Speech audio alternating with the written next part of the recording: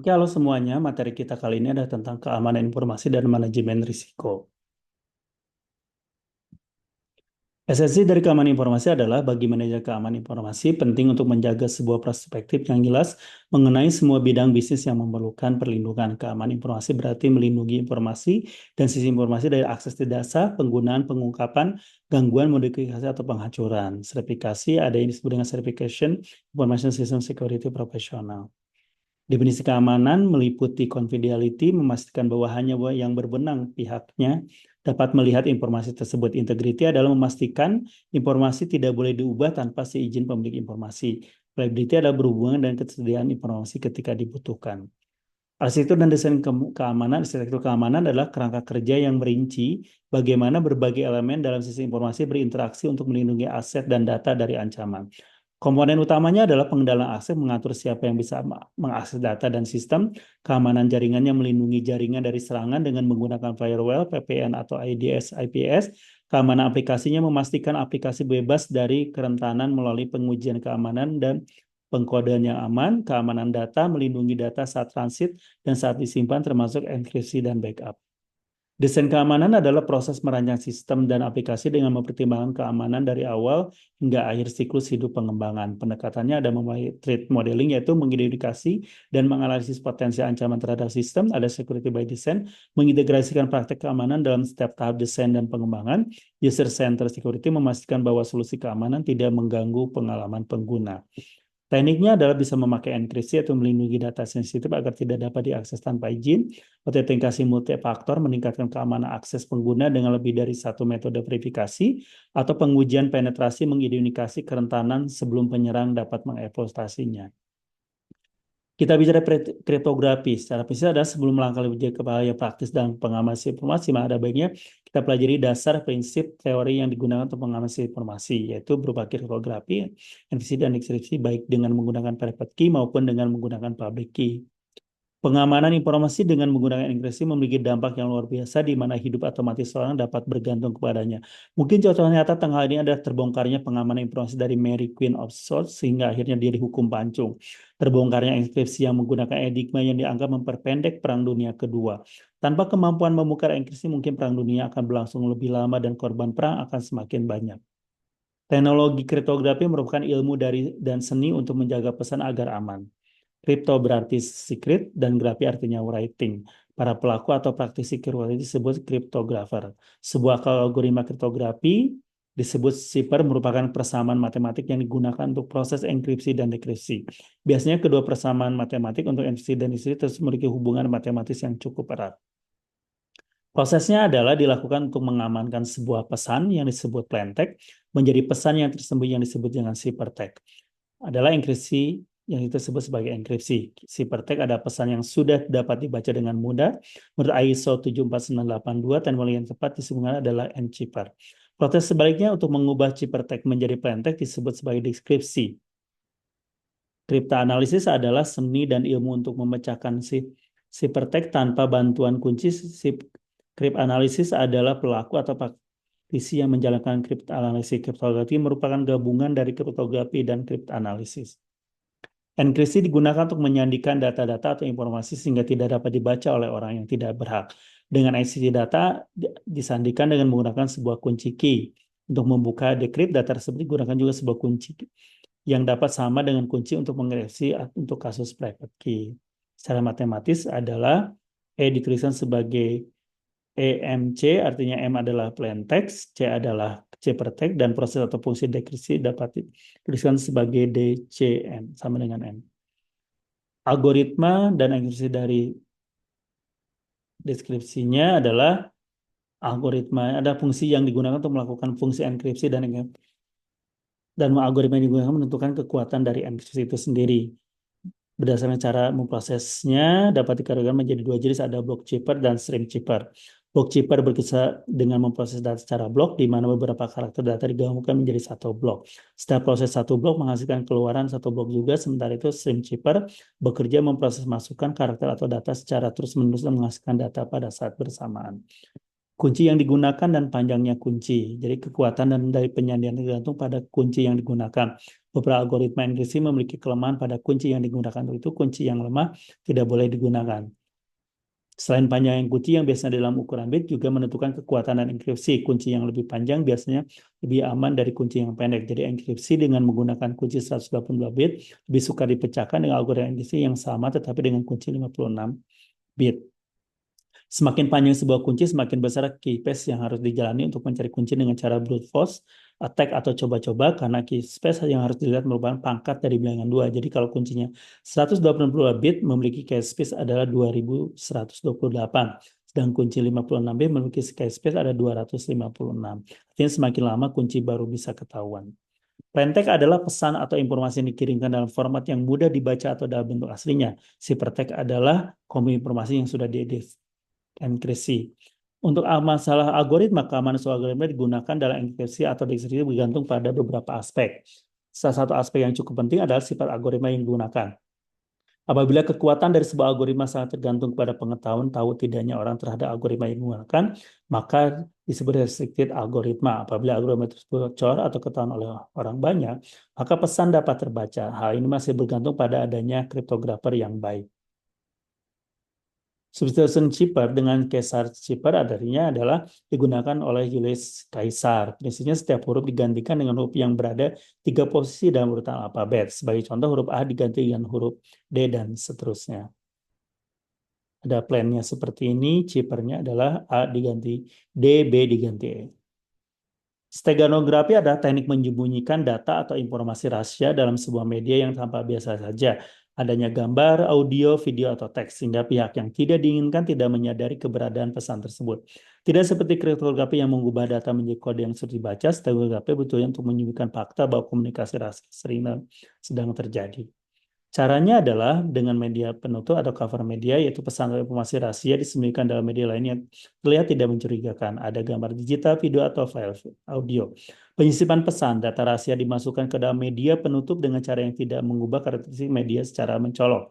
Contohnya ada pada gambar digital dapat disisipkan ke dalam bit paling rendah dari tiap pixel, sehingga tidak mengubah gambar secara signifikan bagi mata manusia. Di sisi pesan adalah penerima yang mengetahui adanya pesan tersembunyi dapat menggunakan perangkat lunak atau teknik tertentu untuk mengekstraksi dan membaca pesan tersebut. Contoh penggunanya adalah menyembunyikan dokumen penting di dalam gambar atau video yang tampak biasa, komunikasi rahasia dalam dunia spionase atau militer, pengiriman informasi sensitif di internet tanpa menarik perhatian. Jadi stenografi ada stenografi gambar yang menyisipkan pesan rahasia ke dalam gambar digital, format JPEG atau PNG. Teknik umumnya adalah memodifikasi bit LSB dari tiap pixel. Stenografi audio menyembunyikan data dalam file video seperti MP3 atau WAP dengan memanfaatkan celah kecil dalam frekuensi yang tidak terdengar oleh manusia. Stenografi video menyisipkan pesan dalam frame video yang bergerak. Stenografi teks menyembunyikan pesan di dalam format teks, baik melalui pola kata, perubahan font, atau spasi antar kata yang hampir tak terlihat. Penerapan watermarking digital. Jadi watermarking digital adalah teknik penyisipan tanda tertentu ke dalam suatu media digital seperti gambar, video, atau audio dengan tujuan untuk melindungi hak cipta, menunjukkan kepemilikan, atau mengidentifikasi sumber asli dari media tersebut. Watermark yang disisipkan biasanya tidak terlihat oleh pengguna biasa, tetapi dapat diidentifikasi oleh pihak yang memiliki akses ke metode pengumpulan atau verifikasi watermark tersebut. Penerapannya adalah melindungi hak cipta. Dengan menambahkan watermark, pemilik konten dapat membuktikan kepemilikan mereka atas media digital, mengurangi risiko pelanggaran hak cipta atau penggunaan ilegal. Identifikasi dan verifikasi untuk misalnya memverifikasi keaslian media digital, memastikan bahwa media tersebut berasal dari sumber resmi dan tidak diubah. Pelacakan distribusi artinya disematkan untuk setiap salinan yang didistribusikan sehingga membeli konten dapat melacak sumber kebocoran jika terjadi penyebaran ilegal. Penggunaan di platform digital artinya banyak platform media seperti situs berbagi gambar atau video menggunakan watermark untuk menandai konten agar tidak digunakan kembali tanpa izin. Jadi jenis watermarking digital ada watermark yang terlihat. Ini adalah bisa dilihat secara jelas oleh semua orang seperti logo atau teks yang ditambahkan di sudut gambar atau video. Watermark yang tidak terlihat artinya disisipkan ke dalam data media, gambar audio video pada tingkat bit sehingga tidak terlihat oleh pengguna biasa tetapi dapat diekstraksi menggunakan algoritma khusus. Teknik watermarking digital ada spatial domain, watermark disematkan langsung ke dalam pixel gambar atau frame video. Frekuensi domain, watermark disematkan ke dalam transformasi frekuensi dari media yang lebih tahan terhadap manipulasi atau kompresi media. Forensik digital adalah cabang ilmu yang berkaitan dengan penyelidikan, identifikasi, dan pengumpulan bukti elektronik dari perangkat digital seperti komputer, ponsel, server, dan jaringan dengan cara yang sah secara hukum. Bidang ini memainkan peran penting dalam investigasi kriminal, keamanan cyber, dan investigasi perusahaan, di mana bukti digital sering digunakan untuk mengungkap kejahatan atau pelanggaran keamanan. Tujuan forensik digital adalah pengumpulan bukti, yaitu mengidentifikasi, mengumpulkan, dan menyimpan data elektronik dengan cara yang menjaga integritas bukti. Analisis adalah meneliti data untuk menemukan informasi tersembunyi, pola aktivitas, atau bukti terkait yang bisa membantu penyelidikan. Dokumentasi dan pelaporan membuat catatan rinci dari semua bukti yang ditemukan untuk digunakan dalam proses hukum. Penyajian di pengadilan adalah menyajikan temuan dengan cara yang dapat dipahami oleh orang yang tidak ahli dalam teknologi seperti juri atau hakim. Tahapan forensik digital mulai dari identifikasi, yaitu menemukan, mengidentifikasi perangkat digital atau media penyimpanan yang relevan dengan investigasi, pengamanan bukti, mengamankan data agar tidak berubah setelah penyelidikan, bisa melibatkan pembuatan salinan forensik atau image dari perangkat yang diselidiki. Ekstraksi data, mengambil data yang relevan dari perangkat dengan menggunakan teknik forensik untuk memastikan data tetap utuh. Analisis adalah melakukan analisis mendalam untuk mencari petunjuk atau pola yang dapat memberikan informasi tentang aktivitas tertentu, seperti akses yang tidak sah, file yang dihapus, atau bukti manipulasi. Dokumentasi mencatat semua langkah yang diambil selama proses investigasi untuk memastikan bukti dapat diterima di pengadilan.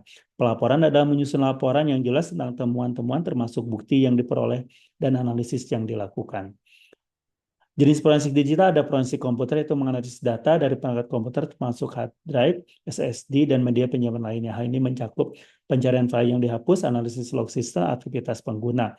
Forensik jaringan adalah melacak dan menganalisis aktivitas jaringan untuk menemukan bukti aktivitas mencurigakan seperti serangan cyber, pengintaian, atau pencurian data.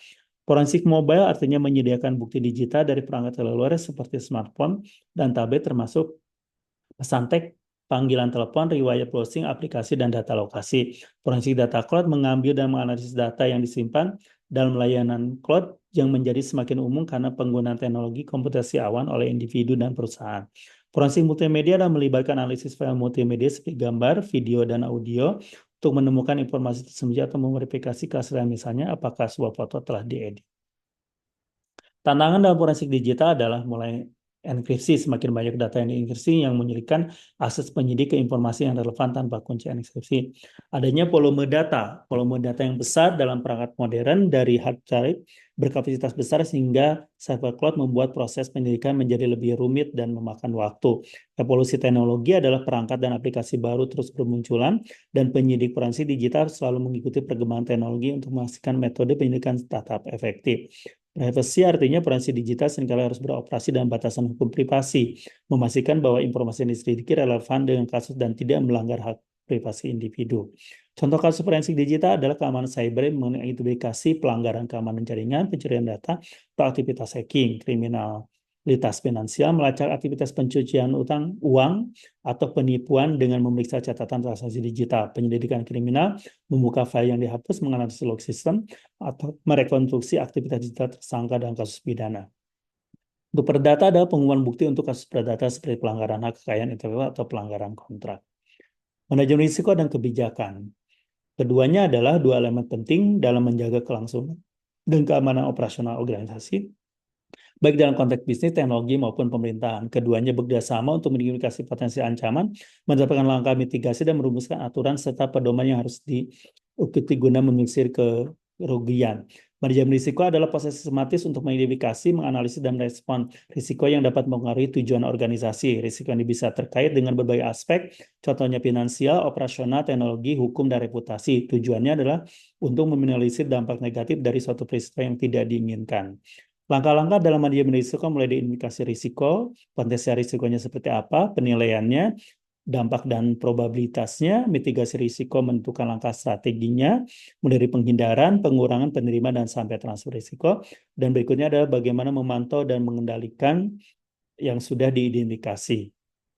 Jenis risiko ada operasional, ini ada kegagalan internal, risiko berkaitan dengan fluktuasi pasar itu adalah keuangan, teknologi, gangguan teknologi, reputasi artinya citra ke publik, hukum regulasi berkaitan dengan perubahan hukum. Kebijakan adalah serangkaian aturan, pedoman, atau prosedur yang dirumuskan oleh organisasi untuk mengatur perilaku operasional dan keputusan dalam mencapai tujuan strategi. Kebijakan seringkali menjadi instrumen untuk mengimplementasikan manajemen risiko karena mereka menetapkan batasan dan prosedur untuk memastikan bahwa risiko dikelola secara konsisten. Bicara berkaitan dengan risiko, adanya kebijakan keamanan, yaitu bagaimana mengatur cara organisasi melindungi aset informasi dan sistem teknologinya, mulai dari pengendalian akses, sandi, perangkat lunak keamanan, sampai tindakan tanggap presiden. Atau juga berkaitan dengan privasi, jadi organisasi menangani data pribadi pelanggan dan kaya untuk memenuhi peraturan privasi. Tujuannya adalah kebijakan untuk kepatuhan, konsistensi, maupun pengendalian risiko. Keterkaitannya antara manajemen risiko dan kebijakan artinya menjadi salah satu hal yang utama. Kebijakan ini dalam manajemen risiko karena menyediakan pedoman dan aturan yang memastikan bahwa organisasi beroperasi dalam batas risiko yang dapat diterima. Dan karena manajemen risiko membantu dalam merumuskan kebijakan karena analisis risiko memberikan wawasan tentang area di mana kebijakan perlu dikembangkan atau diperbarui untuk menangani risiko baru yang sedang berkembang. Contohnya adalah mulai dari kebijakan keamanan data, kebijakan penggunaan perangkat IT, kebijakan manajemen krisis, dan tentunya ada beberapa yang lainnya. Terima kasih.